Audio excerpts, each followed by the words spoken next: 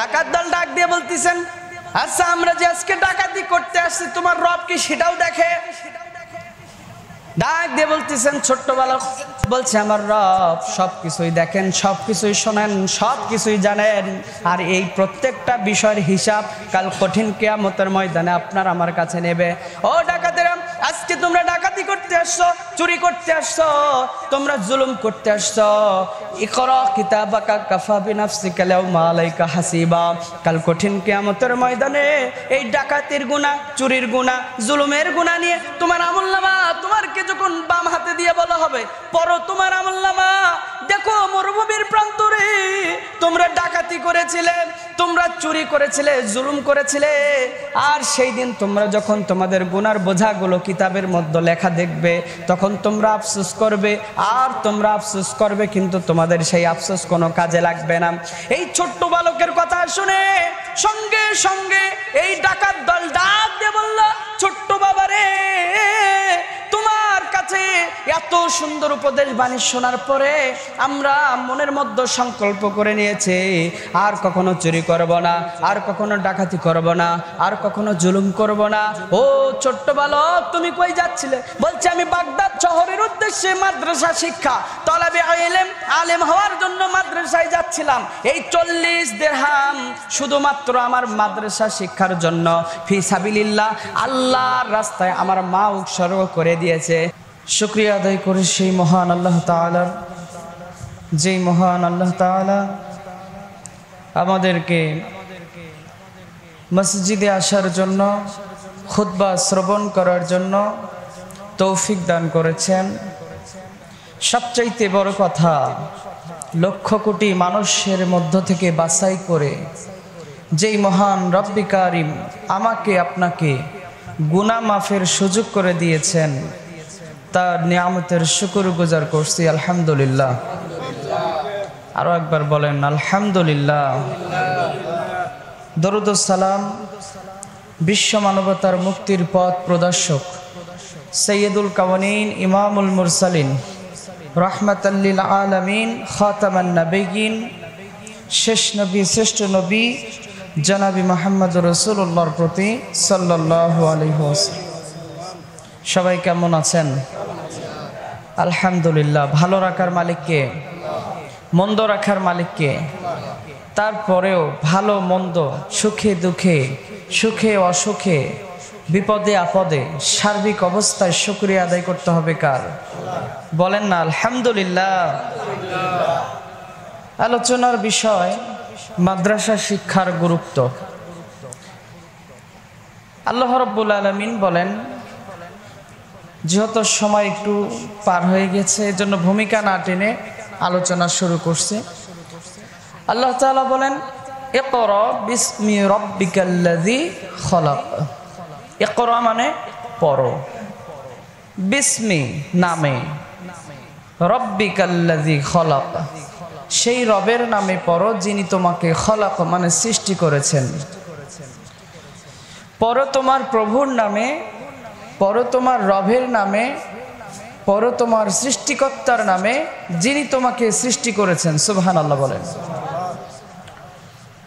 এতটুকু একটা কোরআনের আয়াত থেকে আমরা বুঝতে পারি দুনিয়ার তন্ত্র মন্ত্র, জেনারেল শিক্ষা বলেন, বৈজ্ঞানিক শিক্ষা বলেন, কোনো কিছু দিয়ে নাজাত পাওয়া যাবে না যতক্ষণ না আল্লাহ তাআলার কিতাব একজন মানুষ পড়া শিখেছে। ঠিক কিনা বলেন?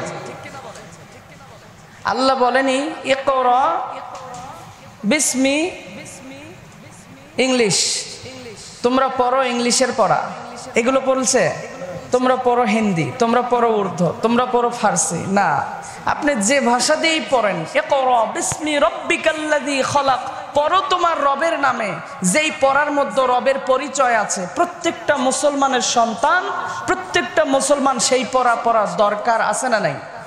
শুধু দরকার নয়, আল্লাহ রাব্বুল আলামিনের হাবিব বলেন, তলাবুল ইলমি ফারিদাতুন আলা কুল্লি মুসলিমিন, প্রত্যেকটা নর নারী মুসলমানের জন্য ইলমে দ্বীন শিক্ষা করা ফরজে আইন। সুবহানাল্লাহ বলেন।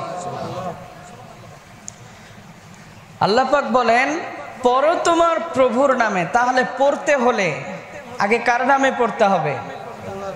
তাহলে আপনার সন্তানটা যখন ভূমিষ্ঠ হয়, দুনিয়াতে আসে, 1 থেকে 5 বছর বয়সে উপনীত হয়, আপনি প্রথমে নিয়ত করেন আমার সন্তানটাকে ইংলিশ মিডিয়াম স্কুলে পড়াবো। সেখানে কি আগে প্রভুর নামে পড়ানো হয়, রবের নামে পড়ানো হয়? সেখানে আগে পড়ানো হয় হাট্টিমা টিম টিম, তাদের খাড়া দুটো শিং, তারা মাটি পারে ডিম, হাট্টিমা টিম টিম বলে না? আচ্ছা, যাদের শিং আছে, শিংওয়ালা প্রাণী কোনোদিন ডিম পারছে জীবনে শুনছেন? এই মিথ্যা পড়া, মিথ্যা রচনাগুলো শেখানো হয়। যদি বাংলা পড়াতে যায়, রবীন্দ্রনাথ ঠাকুরের জীবনী পড়ানো হয়। যদি ইংরেজি পড়ানো যায়, মাইকেল জ্যাকসনের জীবনী পড়ায়। এভাবে শরিয়াতে অজগার্তি আসছে তেরে, এই যে এই পড়াগুলো পড়ায়। কিন্তু যদি মাদ্রাসায় যায়, আলিফতে, জোরে বলেন আলিফতে, আল্লাহ ছাড়া কোনো মাবুদ নাই, নবীর পথে চলা যায়, এইভাবে পড়া শেখে। তাহলে উত্তম কোনটা? আল্লাহ বলছেন ইকরা বিসমি রাব্বিকাল্লাযী খালাক, পড়ো তোমার রবের নামে যিনি তোমাকে সৃষ্টি করেছেন। গভীর কথা, আপনাকে যিনি সৃষ্টি করেছেন, আমাকে যিনি সৃষ্টি করেছেন, সেই রব বলতেছেন তোমরা কোন পথে পড়লে আমি রবকে চিনতে পারবা, তোমরা কোন পথে তোমাদের সন্তানদেরকে পড়ালে আমার রাসূলের আদর্শকে শিখতে পারবা, কোন পথে চললে আমি যে তোমাদেরকে সৃষ্টি করেছি তোমাদের পা থেকে মাথা পর্যন্ত তোমরা সুস্থ শরীরে থাকতে পারবা, ইমানি চেতনায় জাগ্রত থাকতে পারবা, প্রকৃত একজন মুসলমান হয়ে পৃথিবীতে বসবাস করতে পারবা। এমন পথ মত একমাত্র কিতাব আল্লাহ আর সুন্নতে রাসূলের মধ্যেই পাওয়া যায়, ঠিক কিনা বলেন? এর বাহিরে যত আদর্শ আছে, যত পড়া আছে, সমস্ত বাতিল। একটা কোনো কিছু আখিরাতের কাজে আসবে না। আপনি ইংরেজিতে কথা বলা শিখেছেন, এটা আপনার দুনিয়াবি কাজে আসবে। আপনি আমেরিকায় গিয়েছেন, জব করতেছেন, আমেরিকার সিটিজেন হয়েছেন, সেটা আপনার ওখানেই উপকার আসবে। আপনি ইন্ডিয়াতে গিয়েছেন, হিন্দিতে কথা বলবেন, এটা আপনার পার্থিব দুনিয়াবি উপকার। আপনি পাকিস্তানে গিয়েছেন, উর্দুতে কথা বলবেন, এটা আপনার দুনিয়াবি উপকার।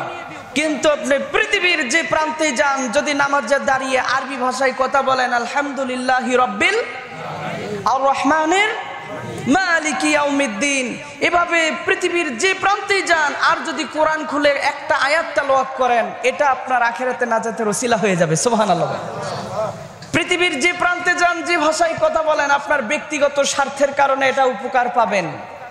কিন্তু কোরআন, ইকরা বিসমি রাব্বিকাল্লাযী খালাক, যেই রব আপনাকে আমাকে সৃষ্টি করেছেন, তার কিতাব থেকে একটা আলিফে যদি তেলাওয়াত করেন, এটা নিজের ব্যক্তি স্বার্থে নয়, বরং আপনার জান্নাতে যাওয়ার মাধ্যম হয়ে যাবে। সুবহানাল্লাহ বলবেন না?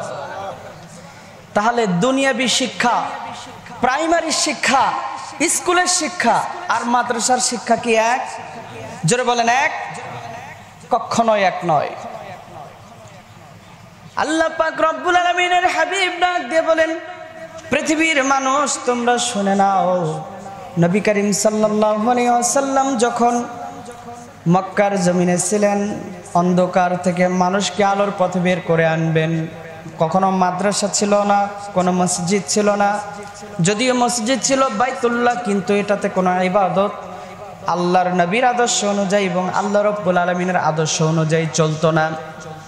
কোনো মসজিদ ছিল না, কোনো মাদ্রাসা ছিল না, যদিও বাইতুল্লাহ ছিল, যেটা কাবা, যার পূর্বর নাম হচ্ছে বাক্কা, বর্তমান নাম হচ্ছে মক্কা। পূর্বের নাম কি ছিল? বাক্কা, আর পরের নাম মক্কা।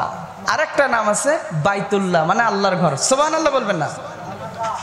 সেই সময় কোনো মাদ্রাসা ছিল না, কিন্তু কবি সাহিত্যিকরা ছিল, যাদের কাছে তাদের সন্তানদেরকে পাঠাতো যে আমার সন্তানটাকে কবি বানাবা, পড়ালেখা করবা, তোমাদের যা মন চায় তাই করো, যে শিক্ষা মন চায়, যেই শিক্ষা দিয়ে দুনিয়াতে চাকরি পাওয়া যাবে, যেই শিক্ষা দিয়ে ব্যবসা করা যাবে, যেই শিক্ষা দিয়ে লাভবান হওয়া যাবে দুনিয়াতে, এই শিক্ষাগুলো আমার সন্তানকে দান করে দাও।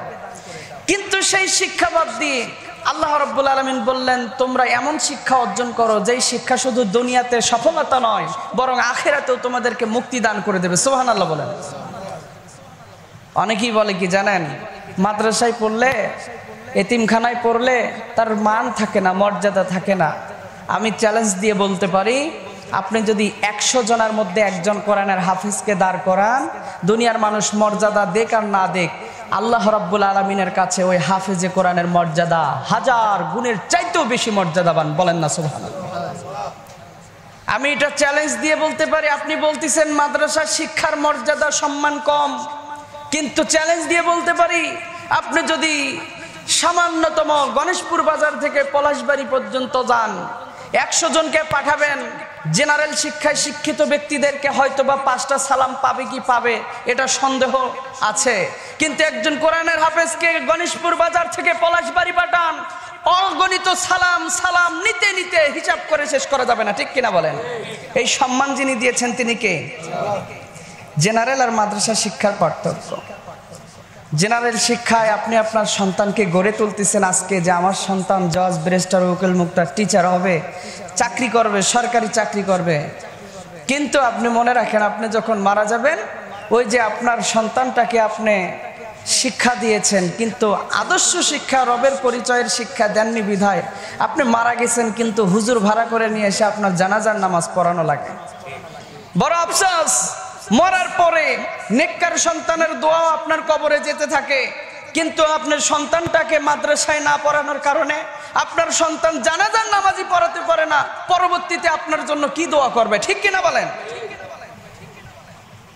আপনার সন্তান জানাজার নামাজের জন্য ইমাম সাহেবকে নিয়ে আসতে হয়, অন্যজনকে নিয়ে আসতে হয় যে অমুকে পড়াবে, কারণ সন্তান একজন স্কুলের টিচার, স্কুলের হেডমাস্টার, একজন ইঞ্জিনিয়ার, একজন ডাক্তার, একজন মাস্টার, কিন্তু জানাজার নামাজ পড়ানোর যোগ্যতা রাখে না। আপনি তার সম্মান দিতে জানেন? আপনি বলেন সেই সম্মানিত? এটা কেমন বিবেক? আল্লাহ রাব্বুল আলামিন বলেন, ও দুনিয়ার মানুষ, তোমরা এমন পড়াগুলো পড়ো যেই পড়ার মধ্যে আমি রবের পরিচয় আছে। আলিফতে আল্লাহ, বাতে বাইতুল্লাহ। বাইতুল্লাহ মানে আল্লাহর ঘর। আল্লাহর ঘরে কি করে? ইবাদত করে, বন্দেগি করে, দাসত্ব করে। আলিফতে আল্লাহ, আল্লাহ মানে আল্লাহ। আল্লাহ রব্বুল আলামিন এমন আল্লাহ যিনি আপনাকে আমাকে সৃষ্টি করেছেন, যিনি আমাকে আপনাকে রিজিক দেন, আমাকে আপনাকে বাঁচিয়ে রেখেছেন, অসংখ্য নিয়ামত দিয়ে দুনিয়াতে এবং আখিরাতে সফলতা দান করে দিয়েছেন। বলেন সুবহানাল্লাহ। প্রত্যেকটা জিনিসের ব্যাখ্যা এভাবেই মাদ্রাসার ছাত্ররা জানতে পারে, পড়তে পারে, শিখতে পারে। যখন পড়বে আলিফতে আল্লাহ, এই প্লে জামাতের ছাত্ররা পড়ে আলিফতে আল্লাহ, যদি ডাক দিয়ে বলা হয় বাবা আল্লাহ কে বলছে? আল্লাহ আমার রব। সুবহানাল্লাহ বলেন। আল্লাহ আমার রব। আচ্ছা তোমার রব, ঠিক আছে বুঝলাম, তোমার রব তোমার জন্য কি করতে পারে? বলে আমার রব আমাকে খাওয়ায়, পড়ায়, সৃষ্টি করেছে, যা চাই তাই দেয়। সুবহানাল্লাহ বলেন। এভাবে রবের পরিচয় আস্তে আস্তে একটা মাদ্রাসার ছাত্র শিখতে পারে। আপনি তাদেরকে অবজ্ঞা করবেন না, তাদেরকে অবহেলা করবেন না, কারণ পৃথিবীর বুকে তারা সর্বশ্রেষ্ঠ তলাবে ইলম। সুবহানাল্লাহ বলেন। আমার নবীজি বলেন, যারা ইলম অর্জন করে, যারা মাদ্রাসা শিক্ষা গ্রহণ করে, এদের জন্য শুধু দুনিয়ার মানুষগুলো নয়, বরং ওই গর্তের মধ্যে যে পিঁপড়ারা আছে, পিপিলিকারা আছে, এই গর্তের পিপিলিকা, সমুদ্রের অতল গহ্বরে যে মাছগুলো আছে, ছোট্ট ছোট্ট বিশাল বড় বড় আকারের মাছ, এই মাছ আর গর্তের পিপিলিকা পর্যন্ত যারা তালেবে ইলম আলেম হয় বা ছাত্র হয়, তাদের জন্য এই পিপিলিকা এবং সমুদ্রের মাছগুলো পর্যন্ত 24 ঘন্টা দোয়া করতে থাকে। বলেন সুবহানাল্লাহ। আর আপনি আমি বকা দেই। এই মাদ্রাসার ছাত্রদের জন্য গর্তের মধ্যে ছোট্ট ছোট্ট পিঁপড়ারা পর্যন্ত দোয়া করে, সমুদ্রের অতল গহ্বরের মাছগুলো পর্যন্ত দোয়া করে। শুধু ছাত্রের জন্য নয়, যারা মাদ্রাসার ছাত্রদেরকে ভালোবাসে তাদের জন্য তামাম মাখলুকাত দোয়া করতে থাকে। আল্লাহ যারা এই রবের পরিচয় পাওয়ার জন্য মাদ্রাসায় ভর্তি হয়েছে, মাদ্রাসায় শিক্ষা গ্রহণ করে, রাসূলের আদর্শ জানার জন্য মাদ্রাসায় ভর্তি হয়েছে, আল্লাহ তুমি তাদের জীবনের গুনাহগুলি মাফ করে দাও।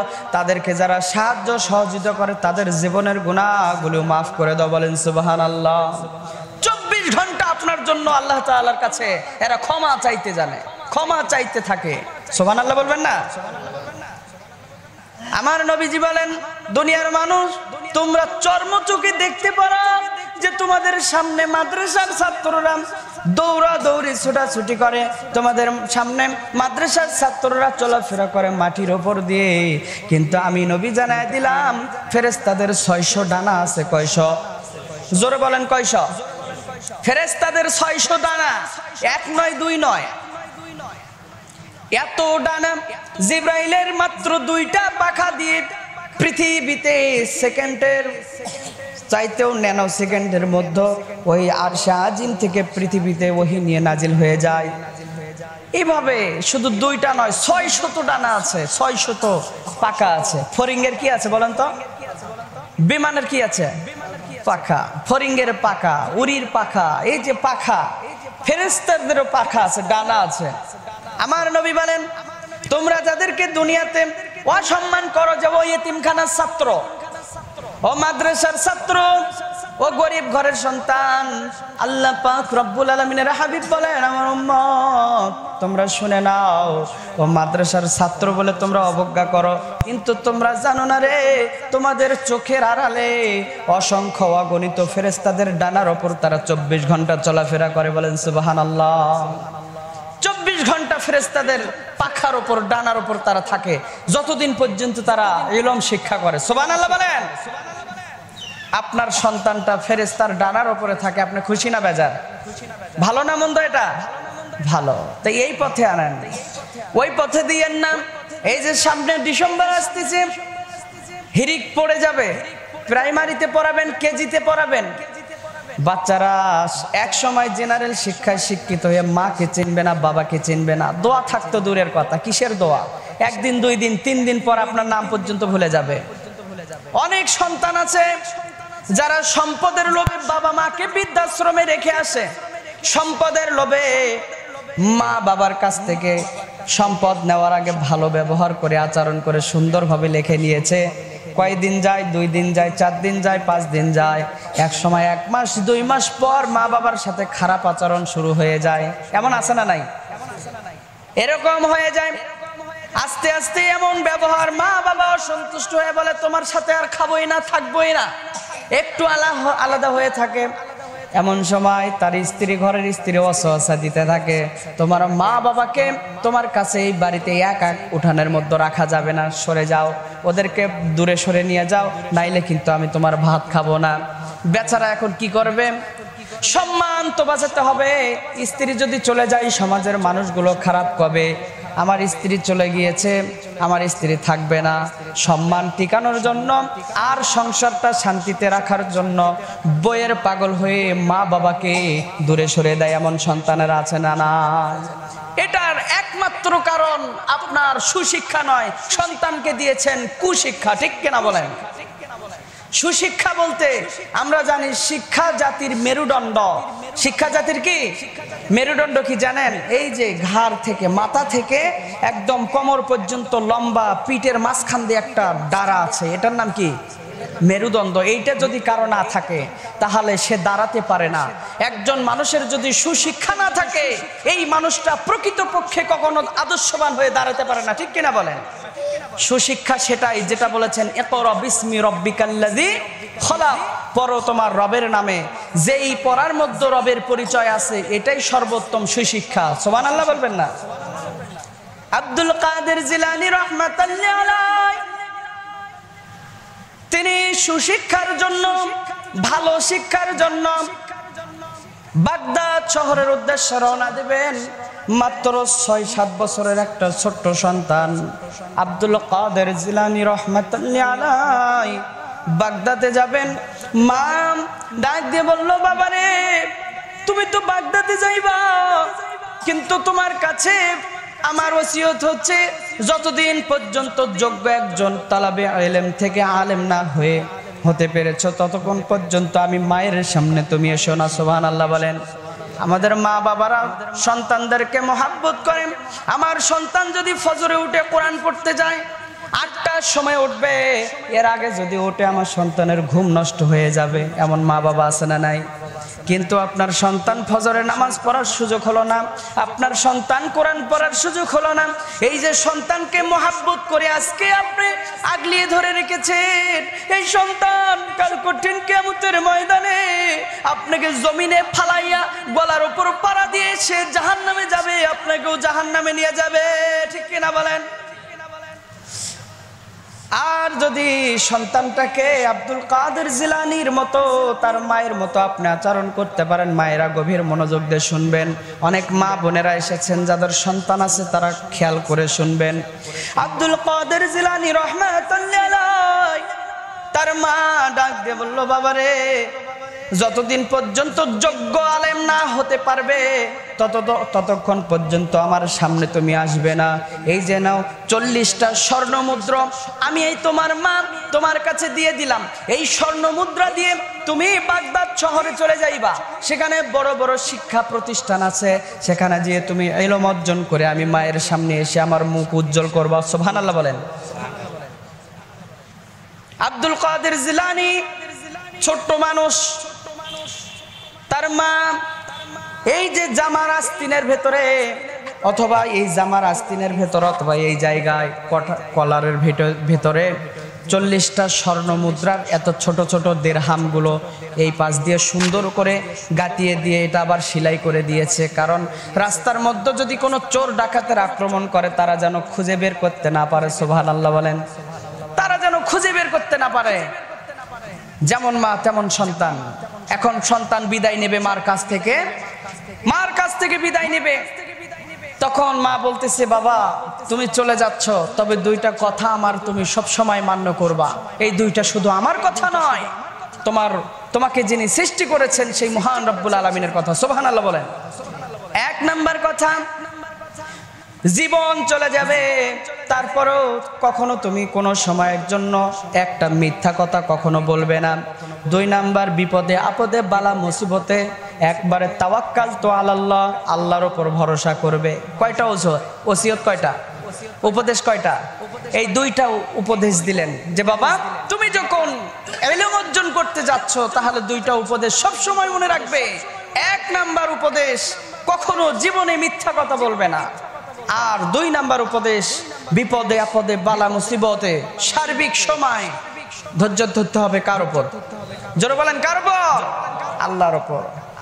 আমাদের সন্তানদেরকে এই উপদেশ তো দেই না, বরং একটু ভয় করলে, একটু সমস্যায় পড়লে সন্তানদেরকে আরো আমরা ওই তাবিজ লাগাইয়া তাবিজ পরাইয়া দিয়ে দেই। বাবা আল্লাহর উপর ভরসা করার দরকার নাই, তোমার গলা দেওয়া হয়েছে, এই তাবিজ দিয়েই তুমি ভালো হয়ে যাইবা। এগুলো শিক্ষা দেওয়া হয়। মা বাবারা কি শিক্ষা দেবে? বিপদে আপদে বালা মুসিবতে অসুখে বিসুখে সুখে দুঃখে সার্বিক অবস্থায় আল্লাহর উপর তাওয়াক্কুল করবে। এটা একজন মুসলমান মুমিনা নারী মা বাবার কর্তব্য ছিল। কিন্তু সেই মা বাবা যখন আল্লাহর উপর তাওয়াক্কুলের উপদেশ বাদ দিয়ে হুজুরের তাবিজের উপর ভরসা করে, শিরকি আকীদা সন্তানদের মধ্যে লালন করে, এই মা বাবা কখনো আল্লাহ তাআলার কাছে ভালো মা বাবা হতে পারে না। ঠিক কিনা বলেন? শিরক থেকে বাঁচতে হবে।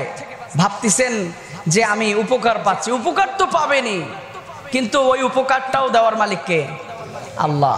একটু ধৈর্য ধরতে হবে, ধৈর্য ধরতে হবে। আপনাকে যে দিয়েছে সে যখন ইচ্ছা নেবে।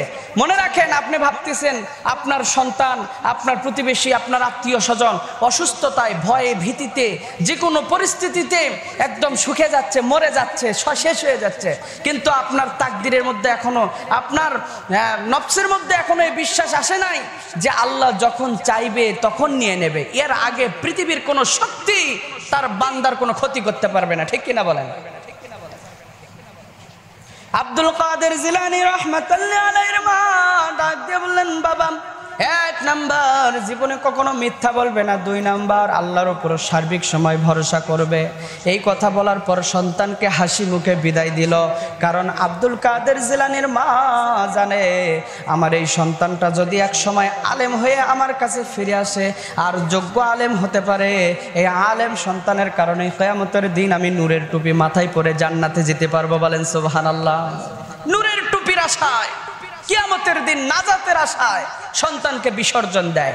ইব্রাহিম আলাইহিসসালাতু ওয়াসসালাম আল্লাহর সন্তুষ্টির জন্য ইসমাইল আলাইহিসসালাতু ওয়াসসালামকে কুরবানি করে দিয়েছে, কিন্তু বাবা হিসেবে সন্তানের প্রতি মহব্বত আছে না নাই? আপনার আমার চাইতে কম নয়, অনেক মহব্বত। তারপরেও কুরবানি করে দিয়েছেন কার সন্তুষ্টির জন্য?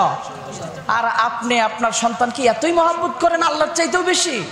আল্লাহ তো আপনার সন্তানকে খাওয়ায়া পড়ায়া বাঁচিয়ে রাখছেন, অথচ আপনি এত মহব্বত করতেছেন যে সেই রবের পরিচয় জানার জন্য মাদ্রাসা শিক্ষার প্রয়োজনই মনে করেন না। দুনিয়াবি সম্পদের লোভ লালসায় আপনি সন্তানটাকে ইসলাম থেকে দূরে সরে দিচ্ছেন। একটা কথা মনে রাখবেন, যদি কোনো সন্তান মাদ্রাসা শিক্ষা গ্রহণ করে, কিছু হোক আর না হোক, এই সন্তানটা কোনোদিন নাস্তিক হবে না, ঠিক কিনা বলেন? কারণ সে মহান রবের পরিচয় জানবে। কিন্তু এক পর্যায়ে যদি কোনো সন্তান মাদ্রাসায় পড়ালেখা না করে, কোনোদিন কোরআন ছুঁয়ে না দেখে, এরাই তো বাতিল পন্থীদের সাথে একত্রিত হয়ে ইসলামের চরম শত্রু হয়ে খাড়া হয়ে যায়, ঠিক কিনা বলেন? এরা এক সময় ইসলামের চরম শত্রু হয়ে দাঁড়িয়ে যায়। এরা ইসলামপন্থীদের বিরুদ্ধাচরণ করে, যারা ইসলামের দাওয়াত নিয়ে চলাফেরা করে, যারা ইসলাম প্রতিষ্ঠার জন্য নিজের জীবনকে বিসর্জন দিয়ে দেয়, তাদের প্রতিপক্ষ হয়ে তারা দাঁড়িয়ে যায়, ঠিক কিনা বলেন? কিন্তু যখন ইসলাম শিক্ষা তাদের মধ্যে একটু বিন্দু পরিমাণ ঢুকে যায়, তখন তারা নিজের জীবন দিয়ে ইসলামকে আগলে রাখে। সুবহানাল্লাহ বলবেন না?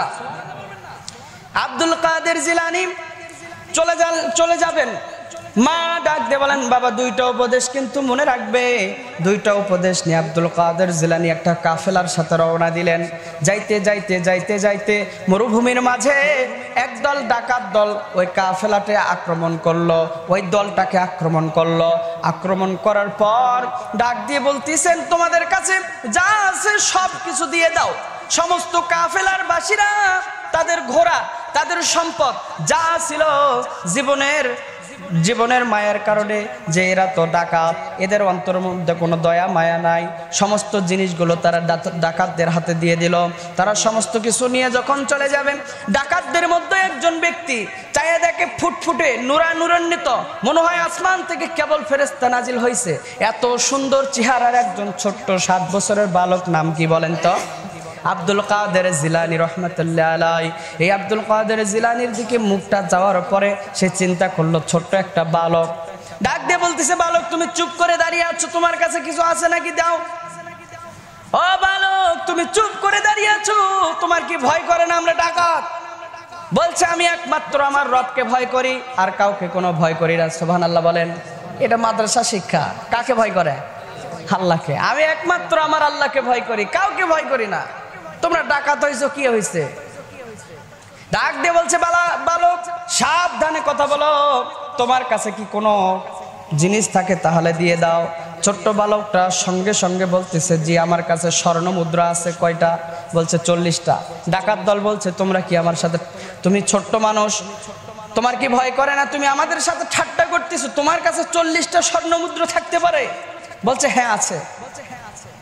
কারণ মা কি বলছে বলেন তো? কখনো মিথ্যা বলবে না। ডাক দিয়ে বলতেছেন, আমার মা আমার শিক্ষা দিয়েছে, আমি কখনো মিথ্যা কথা বলবো না। আমার রবের হুকুম, ইয়া আইয়ুহাল্লাযীনা আমানুত্তাকুল্লাহা ওয়া কুলু কওলান সাদীদা। আবার অন্যত্রে বলেন, ওয়াকুনু মা'আস সাদিকিন, তোমরা সত্য কথা বলো এবং সত্যবাদী মানুষের সাথে থাকো। সুবহানাল্লাহ বলেন। আল্লাহর হুকুম এটা। ডাক দিয়ে বলতেছেন, ও ডাকাতেরা, আমার মা বলেছে জীবন যাবে, কখনো মিথ্যা বলবে না। তোমরা ডাকাত হয়েছো, কি হয়েছে, কিন্তু আমার মিথ্যা শিক্ষা দেওয়ার কোনো আদর্শ আমাকে দেওয়া হয় নাই। আমি আব্দুল কাদের জিলানী ছোট্ট বাচ্চা, এই যে আমার আস্তিনের ভেতরে 40টা স্বর্ণ মুদ্রা আছে, বের করে নাও। ওরা খুলে দেখে, একে একে 1 নয় 2 নয় 40টা স্বর্ণ মুদ্রায় এই কলাটের ভেতরে তার মা সেলাই করে দিয়েছিল। এই স্বর্ণ মুদ্রাগুলো হাতের মধ্যে নিয়ে বলল, বালক আমরা তো সারা জীবন যদি তোমার এই স্বর্ণ মুদ্রাগুলো খুঁজতাম তাহলে কখনো খুঁজে পেতাম না, কিন্তু তুমি কেন আমাদের কাছে সত্যি কথা বললে?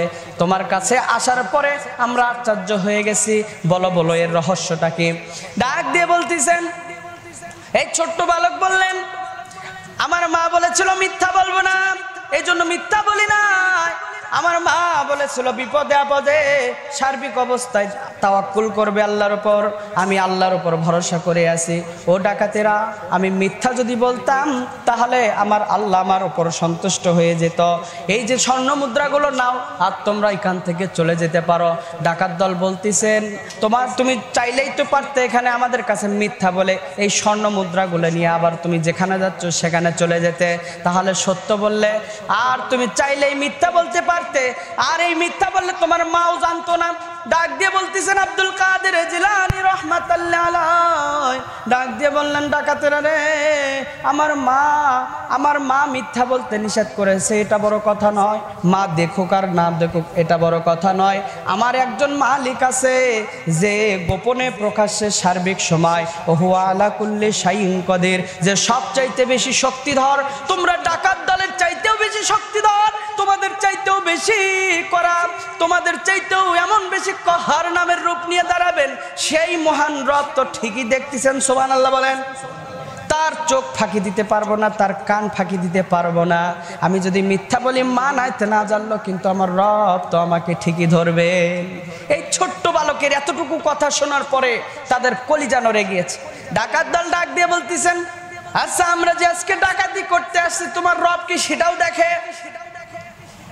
ডাক দিয়ে বলতেছেন ছোট্ট বালক বলছে আমার রব সবকিছুই দেখেন, সবকিছুই শোনেন, সবকিছুই জানেন। আর এই প্রত্যেকটা বিষয়ের হিসাব কাল কঠিন কিয়ামতের ময়দানে আপনার আমার কাছে নেবে।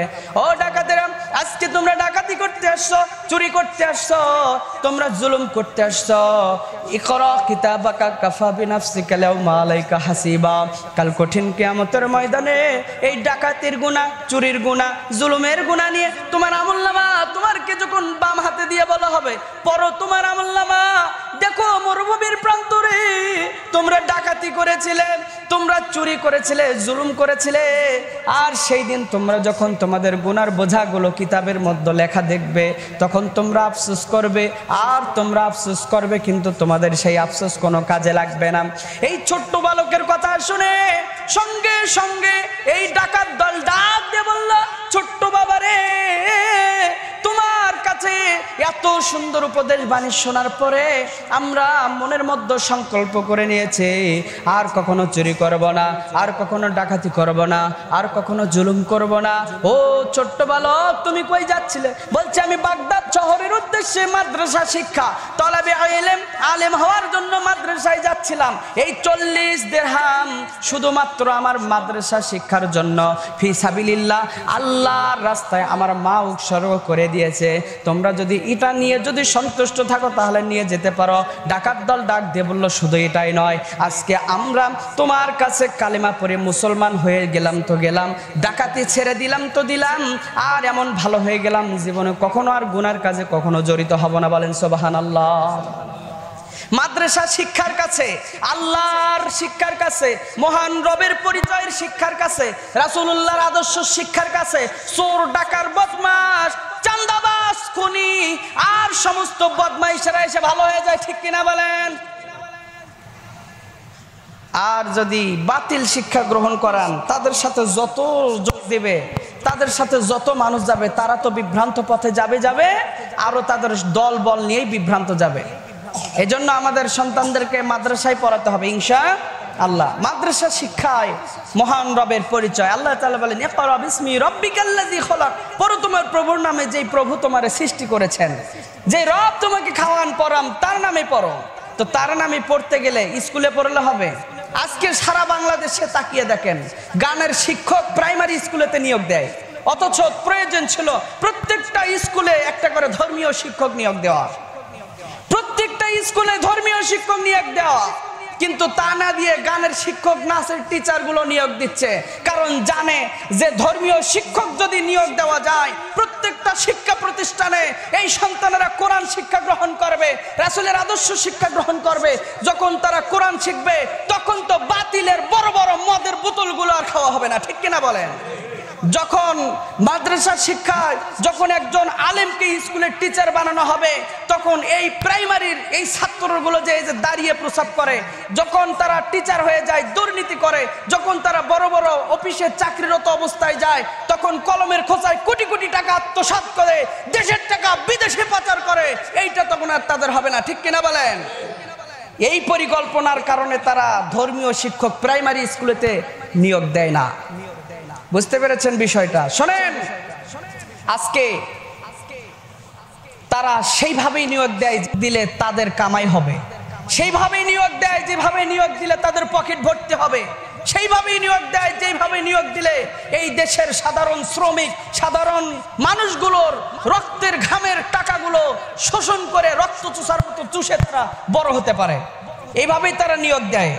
কিন্তু উচিত ছিল প্রত্যেকটা শিক্ষা প্রতিষ্ঠানে 90% মুসলমানের দেশে প্রত্যেকটা শিক্ষা প্রতিষ্ঠানে ধর্মীয় শিক্ষক নিয়োগ দেওয়া। ঠিক কিনা বলেন? আল্লাহ তাআলা সঠিক বুঝ দান করুন, বলেন আমিন। এই জন্য আগামীতে যদি বাঁচতে চান, আপনার সন্তানটার মাধ্যমে এই দেশকে উজালা করতে চান, হতে পারে আপনার এই সন্তানটাই এই দেশের এমন একটা জায়গায় যাবে, যেই জায়গায় যাওয়ার কারণে, যেই জায়গায় ওঠার কারণে সারা বাংলাদেশের দুর্নীতিগুলো বন্ধ হয়ে যাবে। সুবহানাল্লাহ বলেন না? হতে পারে আপনার সন্তানটাই সেই সন্তান, এই সন্তানটাকে আপনি আদর্শ শিক্ষা দেন, সেই রবের পরিচয়ের শিক্ষা দেন, যেই রব এই সন্তানটাকে সৃষ্টি করেছেন। আল্লাহ তৌফিক দান করেন, বলেন আমিন। আর এমন সন্তান পাওয়াও কঠিন, যেমন সন্তান আব্দুল কাদের জিলানী ছিলেন। এটা তো গেল, ডাকাত দল তার হাতে মুসলমান হয়ে গেল, কিন্তু তিনি যখন চলে আসলেন বাগদাদ শহর থেকে বড় হয়ে চলে আসলেন, ঘটনাটা ভুলে যায় নাই। ডাকাত দলের কথার কথা, এই ঘটনাটা ভুলে যায় নাই। মনের মধ্যে সংকল্প করে নিয়েছিলেন যে আমাকে ডাকাত ধরলো কেন, আর এভাবে বিপদে পড়লাম কেন, নিশ্চয়ই কোনো কারণ আছে। কিছুদিন পরে মাকে এসে ডাক দিয়ে বললেন, মা শোনো, আমি তো এখন বড় হয়েছি, আলেম হয়েছি, ভালো মন্দগুলো বুঝি, সুতরাং তোমার কাছে জানতে চাই তুমি এমন কোন অপরাধ করেছো যার কারণে আমাকে এত বড় বিপদের মধ্যে পড়তে হয়েছিল সেই দিন। মা ডাক দিয়ে বলেন, বাবারে আমি তো কোনো অপরাধ করি নাই। মায়েরা কান খাড়া করে শুনবেন, সুন্দর একটা কথা, এখানে শিক্ষণীয় বিষয় আছে। ডাক দিয়ে বললেন, বাবারে আমি তো জীবনে কখনো কোনো অন্যায় করেছি এটা আমার জানা মতে নাই, কিন্তু তুমি কি বলো এই সব কথা? ডাক দিয়ে বলতেছে, মা চিন্তা করে দেখেন, হয়তোবা আমি যখন আপনার গর্ভে ছিলাম হয়তোবা আপনি কোনো ভুল করেছিলেন। মা ডাক দিয়ে বলছে, বাবারে মনে পড়ে গেছে, তুমি ঠিকই বলেছ, আমি যখন গর্ভবতী অবস্থায় ছিলাম তখন আমার প্রতিবেশী কি সুন্দর টক জাতীয় আচার রোদের মধ্যে শুকাতে দিয়েছিল, আমি যখন আসতেছিলাম দেখি সেখানে সুন্দর লাল টকটকা আচার, মেয়ে মানুষেরা টক খেতে পছন্দ করে। ডাক দিয়ে বলছি যে বাবা সেখান থেকে না বলে আমি শুধুমাত্র অল্প একটু আচার খেয়েছিলাম টক, তুমি পেটে ছিলে এই অবস্থায়, হয়তোবা না বলে খাওয়ার কারণে আজকে তোমাকে এত বড় মুসিবতের মধ্যে পড়তে হয়েছে। আমি এই অপরাধ, এই পাপটা করেছিলাম। মায়েরা শিক্ষা গ্রহণ করুন, আপনি যদি আপনার সন্তানটাকে গর্ভে নিয়ে পেটের ভেতরে নিয়ে সিরিয়াল দেখেন, টিভি দেখেন, আর আপনি যদি সন্তানটাকে পেটের মধ্যে নিয়ে মিথ্যা কথা বলেন, চগলখড়ি করেন, চুরি করা জিনিস খান, আপনার সন্তানটা ভূমিষ্ঠ হওয়ার পরে যতই নিয়ত করেন যে এই সন্তানটাকে আমরা আল্লাহর ওলি বানাবো, যদিও আপনি ওলি বানাতে চান, কিন্তু শয়তানের কুমন্ত্রণা পেটের মধ্যে থাকাত পাওয়ার কারণে এই সন্তানটা ভূমিষ্ঠ হওয়ার পরে মাইকেল জ্যাকসনের মতো আচরণ করবে কি করবে না। সুতরাং মা ভালো তার সন্তান ভালো, গাছ ভালো তার ফল ভালো, মাটি ভালো তো সেই জমির চাষাবাদ ভালো। মাটি যদি খারাপ হয়ে যায় সেই জমির ফসল ভালো হবে না, গাছের গোড়া যদি নষ্ট হয়ে যায় আগায় কিন্তু ফল ধরবে না। এই জন্য মায়েরা হচ্ছে সন্তানের তৈরি করার কারিগর। ও মা, আপনার সন্তানটা যখন গর্ভে আসবে 30 পারা কোরআন পড়েন, সূরা রহমান পড়েন, সূরা রহমান পড়লে রবের পরিচয় শিখবে আপনার সন্তান। একজন গর্ভের সন্তান সবকিছুই শোনে, সুবহানাল্লাহ বলেন না? শুধুমাত্র দেখতে পারে না, শুধু সব শুনতে পারে। ও মা, যখন গর্ভের মধ্যে সন্তান আসবে তখন সূরা রহমান পড়েন, সন্তানটা রবের পরিচয়। দুনিয়াতে ভূমিষ্ঠ হওয়ার পর খুঁজবে কোথায় পড়লে ভালো হবে। দুনিয়াতে ওই সন্তানটা ভূমিষ্ঠ হওয়ার পরে আদর্শবান হবে। সূরা ইউসুফ বেশি বেশি করে তেলাওয়াত করেন, সন্তানটা সুন্দর হবে। সুবহানাল্লাহ বলেন। সূরা ইখলাস পড়েন, সূরা বাকারা পড়েন, এই সূরাগুলো পড়বেন, তেলাওয়াত করবেন, 5 ওয়াক্ত নামাজ পড়বেন, রমজান মাসে সিয়াম পালন করবেন যদি রমজান মাস পেয়ে যান। এই আমলগুলো যদি করতে পারেন আপনার সন্তানটা আদর্শবান হবে। আল্লাহ তাআলা তৌফিক দান করুন, বলেন আমিন। সম্মানিত প্রিয় উপস্থিতি, আজকে আমরা আলোচনা করতেছিলাম মাদ্রাসা শিক্ষার গুরুত্ব। সুতরাং মাদ্রাসা শিক্ষার গুরুত্ব আমরা যদি দিতে চাই তাহলে আমাদের সন্তানদেরকে মাদ্রাসায় না স্কুলে, জোরে বলেন, মাদ্রাসায় না স্কুলে, কিছু হোক আর না হোক এই সন্তানটা একদিন আপনার জানাজার নামাজে দাঁড়িয়ে বলতে পারবে, হে মহান রব্বি কারীম, আমাকে আবার আমার মৃত মা বাবাকে তুমি ক্ষমা করে দাও। সুবহানাল্লাহ বলবেন না? কিছু হোক আর না হোক একদিন না একদিন 5 ওয়াক্ত নামাজ পড়ে আপনার ওই মাদ্রাসার সন্তানটা প্রত্যেক ওয়াক্তে আপনার জন্য দোয়া করবে, রব্বির রহমহুমা কামা রব্বায়ানি সগীরা। একটা মাদ্রাসার সন্তান যদি নাও চায় যে আমি আমার বাবা মাকে একদম ঘৃণা করি, একদম পছন্দ করি না, তারপরেও দেখবেন মুনাজাতের মধ্যে কি বলে বলেন তো, রব্বির রহমহুমা কামা রব্বায়ানি সগীরা।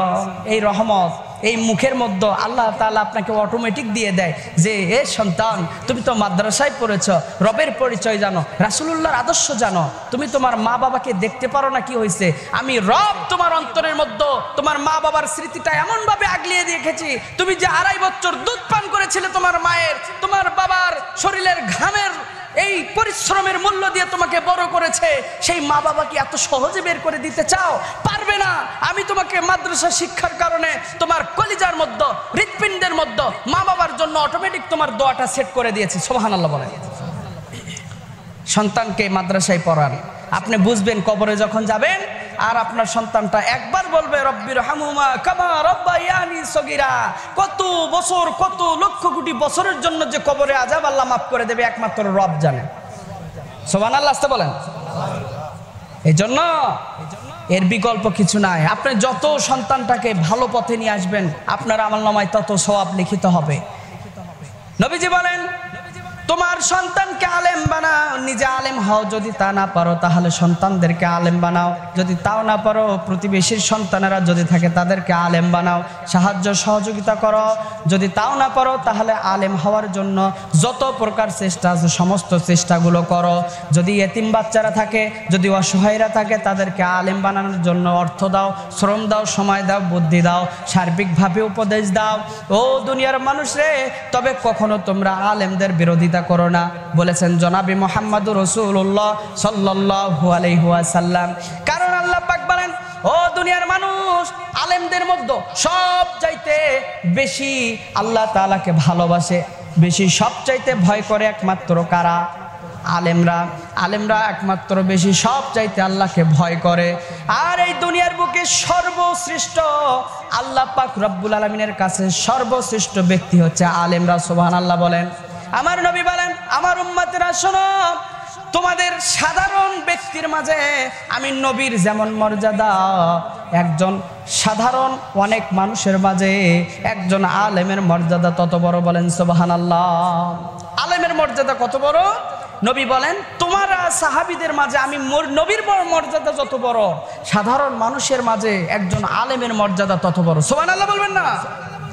আর আপনি বলেন যে মাদ্রাসায় পড়লে সম্মান কমে যাবে, মাদ্রাসায় পড়লে ওর চাকরি হবে না, মাদ্রাসায় পড়লে এ হবে না, হ্যাঁ হয় না। শোনেন, ডক্টর মিজানুর রহমান আজারি মাদ্রাসায় পড়ে কি তাকে কেউ চেনে না, তাই না? চেনে? সারা পৃথিবী তাকে চেনে। শুধু চেনে না, বরং সে যেখান দিয়ে যায় লক্ষ লক্ষ মানুষ তার হাতের সাথে শুধুমাত্র স্পর্শ করার জন্য আগ্রহ প্রকাশ করে থাকে। ঠিক কিনা বলেন? এটা মাদ্রাসা শিক্ষার সম্মান। শুধু তাই নয়, দেলাওয়ার হোসেন সাইদি যদি বেঁচে থাকতো, তিনি স্কুলে পড়েছেন না মাদ্রাসায়? মাদ্রাসা শিক্ষার মর্যাদা দেখেন। আমার মনে বলে যে একজন হিন্দুর কাছেও যদি সাইদি আসতো, বা একজন সাইদি যদি পলাশবাড়ির জমিনে আসতো, সারা পলাশবাড়ির যত হিন্দু আছে এরা যদি যাইতো, তাদের মনটাও চাইতো একটু হাতটা স্পর্শ করে। ঠিক কিনা বলেন? এটা মাদ্রাসা শিক্ষার সম্মান। আর আপনি বলেন মাদ্রাসা শিক্ষার সম্মান নাই। মাদ্রাসা শিক্ষার সম্মান দেয় কে? আপনি যান সাধারণ কোট টাই প্যান্ট পরে টিচার হয়ে জনসমাগমের মধ্যে মহাসমাবেশে যান, আপনাকে যে সম্মান দেবে তার চাইতে শতগুণ সম্মান দেবে একজন টুপিওয়ালা, দাড়িওয়ালা, জুব্বাওয়ালা একজন আলেমকে। ঠিক কিনা বলেন? তাকে দেখলেই চেয়ার ছেড়ে দেয়, হুজুর বসেন। এটা কিসের সম্মান? আল্লাহ রাব্বুল আলামিনের পক্ষ থেকে সম্মান। এটা মাদ্রাসার সম্মান, কোরআন শিক্ষার সম্মান, একজন ছাত্রকে মাদ্রাসায় দেওয়ার সম্মান। সুবহানাল্লাহ বলবেন না? এইভাবে মাদ্রাসার সাথে সম্পৃক্ত হয়ে যান। আল্লাহ তাআলার অসীম দয়া, অসীম করুণা, আমরা না চাইতেই হঠাৎ করে যে একটা মাদ্রাসা শিক্ষা প্রতিষ্ঠান পেয়ে গিয়েছে, আল্লাহ তাআলা যেন আমাদের এই প্রতিষ্ঠানকে কবুল করে নেন, বলেন আমিন। এই গ্রামে আপনারা সবাই অনেক সহযোগিতা করে যাচ্ছেন, ছোটোখাটো কাজগুলোতে, বড় বড় কাজগুলোতে সার্বিকভাবে সহযোগিতা করে যাচ্ছেন। আপনাদের প্রতি কৃতজ্ঞ। আপনাদের সার্বিক শ্রম, সার্বিক সহযোগিতা আল্লাহ তাআলা কবুল করে নেন, বলেন আমিন। আল্লাহ তাআলা আমাদের এই প্রতিষ্ঠানের সমস্ত ছাত্রদেরকে কবুল করে নেন, বলেন আমিন। আল্লাহ তাআলা আমাদের এই প্রতিষ্ঠানের সার্বিক যারা খেদমতে আছে সবাইকে কবুল করে নেন, বলেন আমিন। প্রতিষ্ঠানের কমিটিবৃন্দকে কবুল করে নেন, বলেন আমিন। মা বোনদেরকে কবুল করে নেন, বলেন আমিন। ইবাদাল্লাহ।